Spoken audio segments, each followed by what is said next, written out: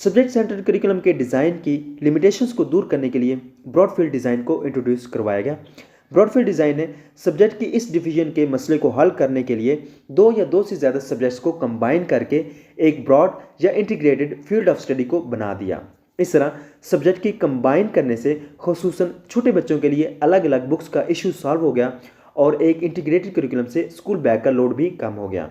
इस डिज़ाइन में important subjects पर ज़्यादा फोकस किया गया और स्टूडेंट्स की नीड को सामने रखते हुए पेडागोजिकल मॉडिफिकेशंस भी की गई। मसलन history, geography, economics, sociology, political science, anthropology और करंट इवेंट्स को कंबाइन करके सोशल स्टडीज का एक सब्जेक्ट बना दिया।